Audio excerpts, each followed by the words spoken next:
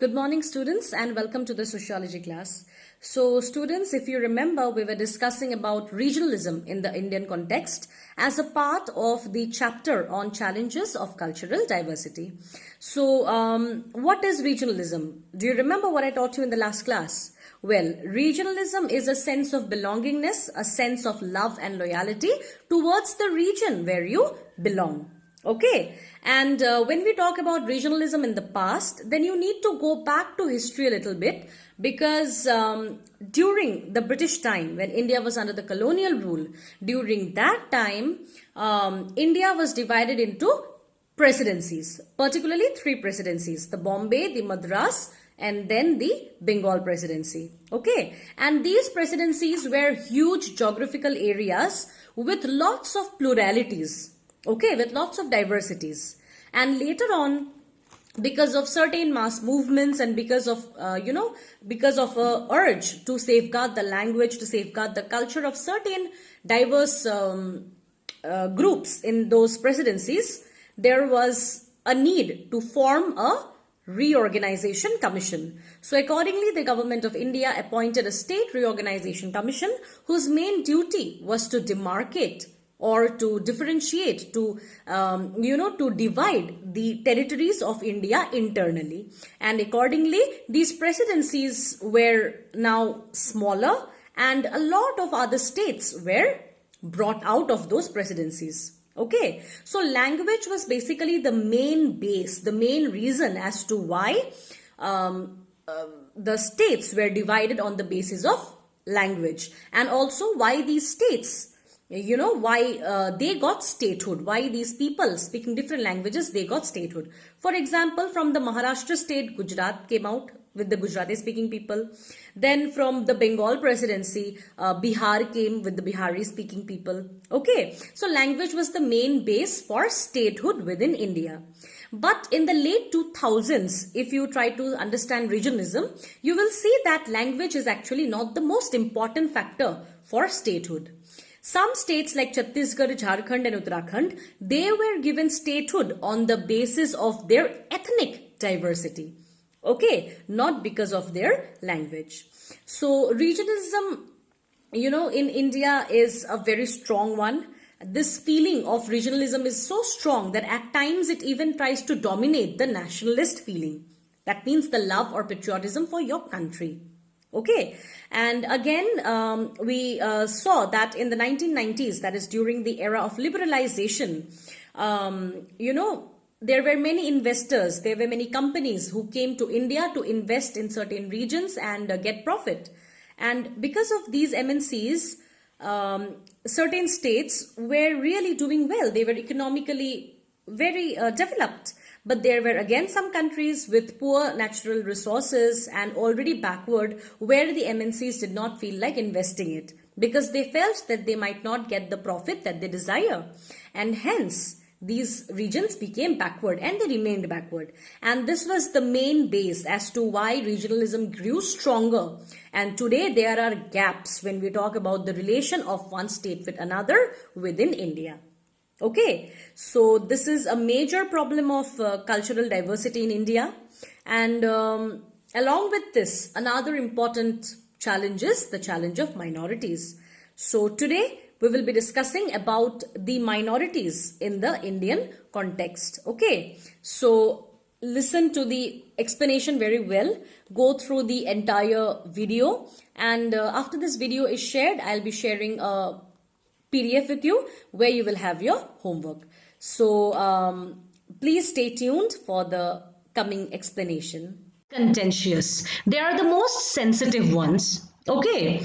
And these issues are broadly divided into two groups. So the first group is the secularism and communalism set, and the second is the minority majority set. So when we talk about secularism and communalism, then we try to understand the relationship of our state towards a particular religion. Okay, and when we talk about minorities and majorities, then it involves those decisions of a state, of the government, as to how the government is treating the various religious, ethnic, or other communities which are unequal in terms of number, in terms of population, and also in terms of power. These powers may be social, economic, or political power. Okay, so both these sets of issues are an integral part of diversity when we try to study it from the cultural point of view. And today we will be discussing mainly about the second set, and that is minority rights and its relation to nation building. So when we talk about India, particularly, or when we talk about nationalism in India, nationalism means, I'm sure you know, nationalism means a sense of belongingness towards our country, a sense of identity, a sense of loyalty and love and passion and emotion, whatever you say. In short, it's a sense of love for your country. So when we talk about Indian nationalism, then we say that Indian nationalism is marked by inclusiveness, and also it is marked by democratic vision.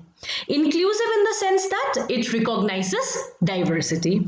So although India is a diverse country, there are lots of diversities in India, differences in India, but still our nationalist feels, the Indian people feel that these diversities and the pluralities, they are all recognized and they are all under one head. That is why we say that Indian nationalism is inclusive. It includes everybody. Then we say it is democratic. It is democratic because our nation, it tries to demolish, it tries to do away with all sorts of discrimination and exclusion. And in this manner, our country tries to bring forth equality in the society. So that is why when we say we the people in India, in that case, this people do not refer to any specific group which is defined by maybe a religion, maybe a tribe, a race, a caste. The people here means all the Indian people, irrespective of their religion, ethnicity, caste, creed, gender, etc. So these are the ideas of humanism which has influenced Indian nationalists. Okay, from the very beginning. In fact, this idea of humanism, the idea of democracy, inclusiveness, these were all extensively supported by leading figures like Mahatma Gandhi and Rabindranath Tagore. So Rabindranath Tagore and Mahatma Gandhi totally excluded, the exclusive nationalism. So here I will tell you about the differences between an inclusive nationalism and exclusive nationalism. So remember, inclusive nationalism means when all religions work together for one cause, benefit of the country, and to create unity in diversity. It recognizes diversity, but in spite of this diversity, it makes sure that we all come together. And also, we try to do away with discrimination and a democratic setup. So this is what we call as inclusive nationalism, which I already explained you. Okay, now to understand inclusive nationalism better, we need to understand what is exclusive nationalism. Exclusive nationalism means when each religion does what is their point of view, and they believe that their religion and their point of view will benefit the country. So they believe, that means the exclusive nationalists believe, that the best way for the country to be progressive is by,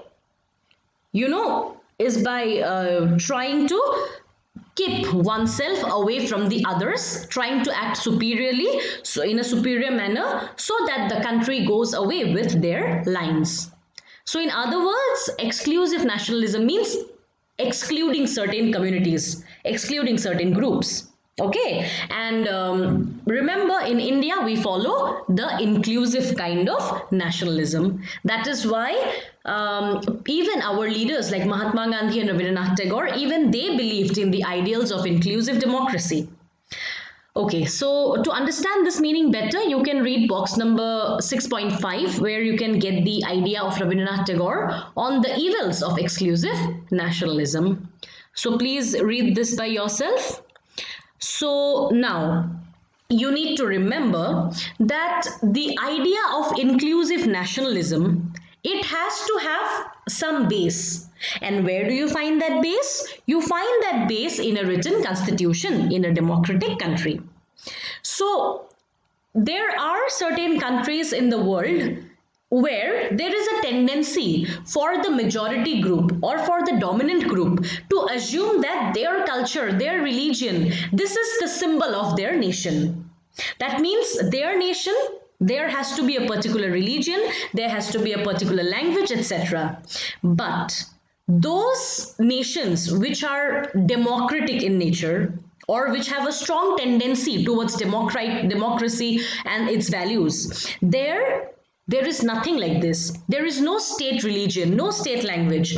Here provisions are made in order to ensure that the rights of all people, all groups, irrespective whether they belong to the minority group or the majority group, everybody gets equal treatment. And in some special cases, there are also some special requirements. Not requirements, but there are some special kind of provisions in the constitution for the benefit of the minority groups. Okay, so now when we talk about minorities, then we can discuss about it in two ways. Okay, so there is two things. First of all, as I told you, there is minority and there is privileged minority. So minority means what? In sociology, minority group is that which is small in number. Okay, it is small in number, and along with the small number, they also have a sense of disadvantage. Okay, so not only a small group of people can always be said to be minority, a small group of people which are in a disadvantaged position, only they are recognized as minorities in sociology. So when we talk about minorities, we also have to talk about privileges. So what is this privileged minority? So privileged minority depicts those minority, the minority of those groups which are wealthy, which are well-to-do, which are not disadvantaged, but they have got advantages.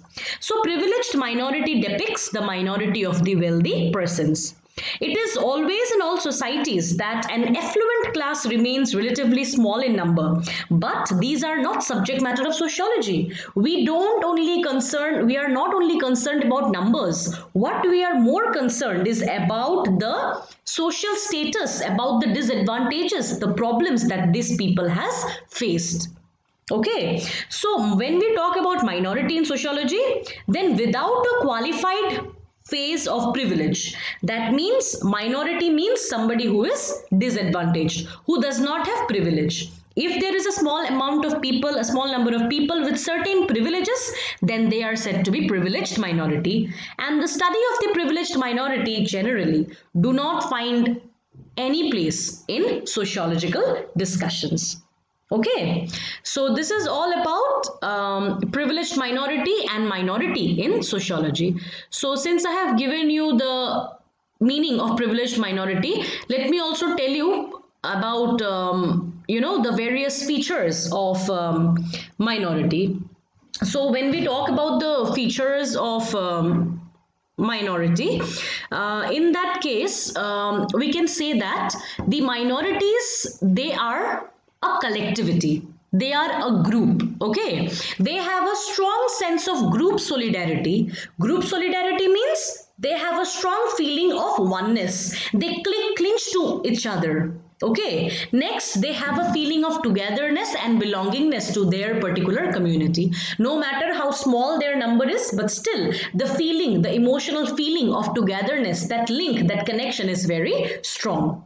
And most importantly, these minority groups, they are linked to disadvantages because of certain historical experiences. Okay, and those experiences may be subjected to prejudice and discrimination, and because of these feelings, their intra-group loyalty and interest is very strong. Intra-group means within the group. So all minorities feel for each other. They have a sense of loyalty and interest for each other because they have been subjected to certain discrimination in the past, and they know that this discrimination can come even today. Okay, but let us take the example of the Parsis in India. I'm sure you know the Parsis, isn't it? So these Parsis, when we talk about them in India, then the Parsis are also minorities because they are numerically small in India. But we won't study about the Parsis in sociology as minorities. Do you know why? Because these Parsis are relatively well off economically. That means they do not have any disadvantage economically or socially.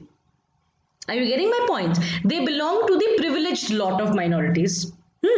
But still, when we talk about when we talk in the cultural sense, in that case, their small number, maybe too less if you compare with the Hindus. So whenever we talk about religious or cultural minorities, we need special protection. Okay, the religious and cultural minorities need special protection because of the demographic dominance of the majority. So since the number of people in India are large belonging to other communities, that is why the smaller number of communities, they need to be protected under the constitution, and our Indian constitution has done it very well. Okay, so you can read box number 6.6 and read about the relative size and distribution of religious minorities in India. So here you will get to know about all the other religions, about their size, about the percentage of population, and especially you will get to know about the minority religions here. You can look at the statistics given in box 6.6 once you finish watching the video. So in the long years of struggle against British colonialism, Indian nationalists understood the imperative need to recognize and respect India's diversity. So because the Indians knew that it is very difficult to deal with the British without unity, that is why our nationalist leaders decided to bring each other together, to imbibe a sense of belongingness, a sense of love, a patriotic feeling towards the country, and hence today, although India is a plural society, although India is a diverse society, but still we find unity here. Okay, and when we talk about the minority rights, about the cultural rights of these minorities, then discussions on minority and cultural rights, they are, they have been discussed in most of the deliberations and meetings of the Indian National Congress, even before the constitution was drafted.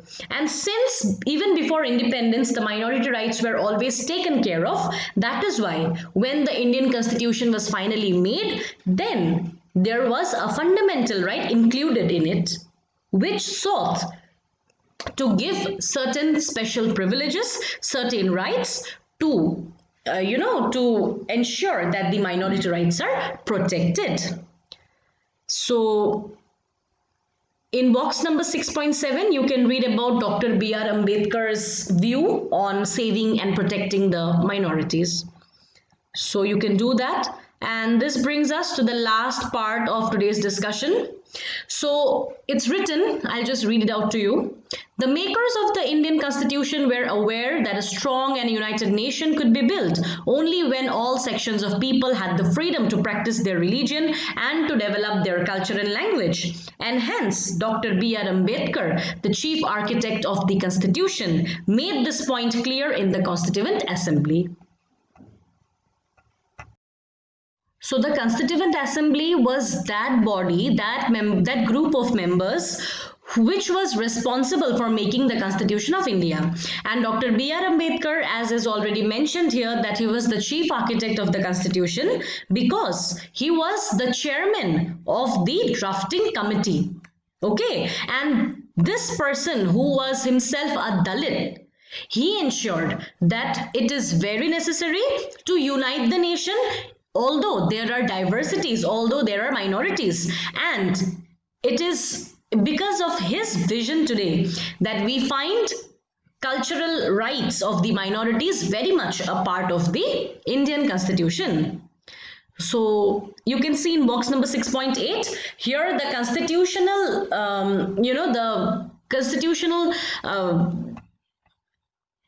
provision for the minorities, for the protection of minorities are given. You can read it in Article 29 and 30 of the Indian Constitution. So if you read this, you will understand what kind of privileges were given to the minorities and what kind of special rights were given to them for their safety and protection.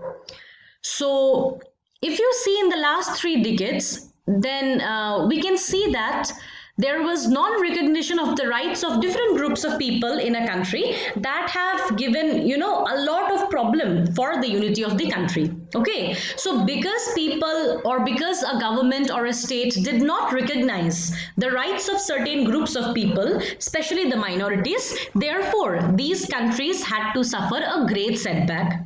So let us talk about Pakistan and Bangladesh.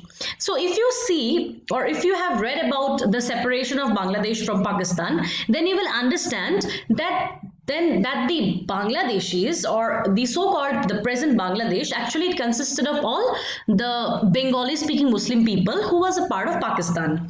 But the Pakistani state always believed that the most superior people in Pakistan were actually the Urdu speaking people, and that is why the Bengali speaking Muslim people were not given proper recognition. They were treated as secondary citizens in their own country, and that is why this is the base why the Bengali Muslims in Bangladesh fought and their countries were separated ultimately.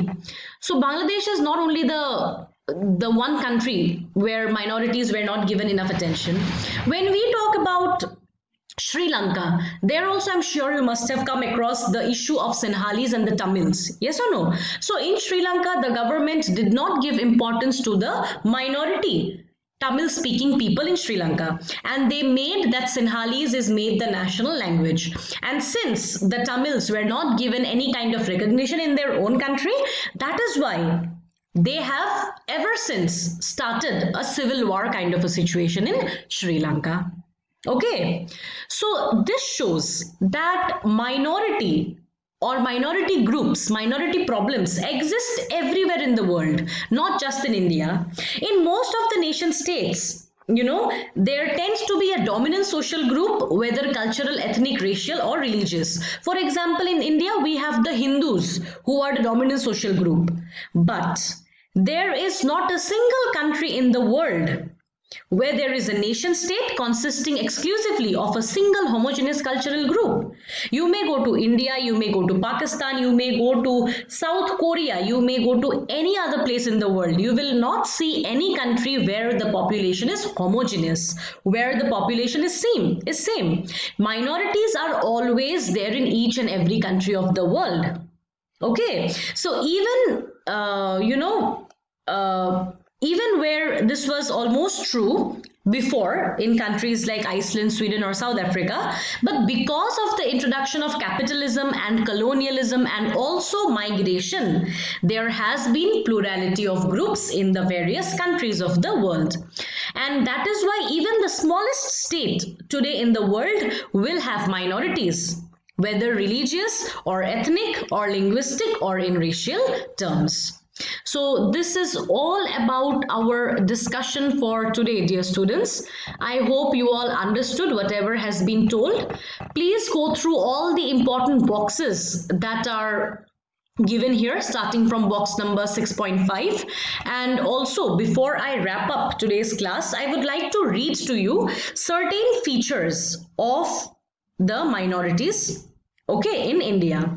So there are certain features which are very similar to the minorities.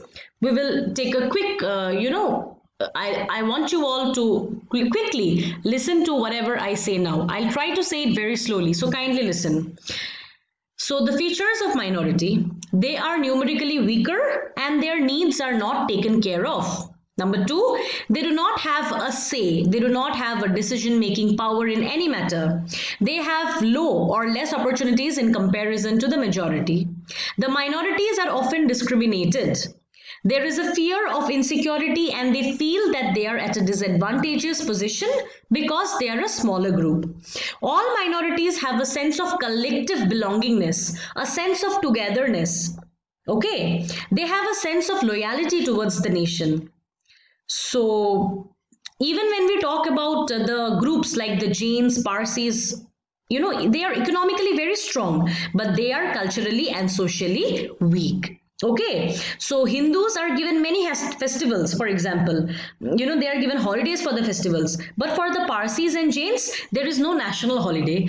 For the Parsis and Jains, you will find a holiday which is common only for a particular place where these minorities are at a large number. So anyway, these are some of the features of minorities in India, but most of these features, what I feel, has been taken care of.